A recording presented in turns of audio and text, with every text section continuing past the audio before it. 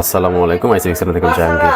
আমার হাতে এই মাত্র দুটি ফোন আসে। দুটি ফোন কোম্পানি সেম, দুইটাই পিক্সেল কিন্তু মডেল ভিন্ন। একটা হচ্ছে 6 প্রো আর একটা হচ্ছে 7।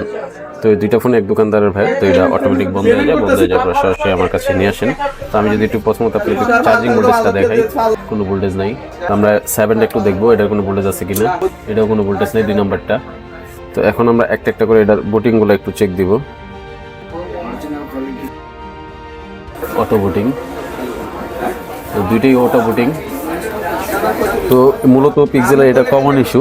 এই প্রবলেমগুলো এভারেজ সব ফোনে হয়ে গেছে, মানে এটা হতেই পারে। তো এটা টেনশনের কোনো কারণ নেই। তো আমরা এই দুটোই কমপ্লিট করে আবার ভিডিও আপনাদেরকে দেখাবো, আমাদের সঙ্গে থাকবে।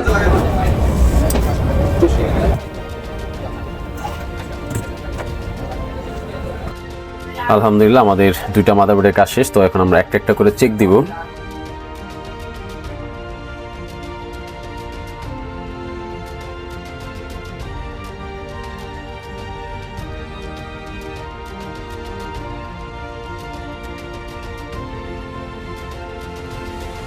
আলহামদুলিল্লাহ আমাদের কাজটাও সাকসেস। তো আপনারা যারা পিক্সেল ইউজার আছেন অথবা যারা কাস্টমার ভাইরা আছেন, আপনারা চাইলে আমাদের সাথে যোগাযোগ করতে পারেন। আমাদের যোগাযোগ মাধ্যম ফেসবুক পেজ। ধন্যবাদ আমাদের সাথে থাকার জন্য। আসসালামু আলাইকুম।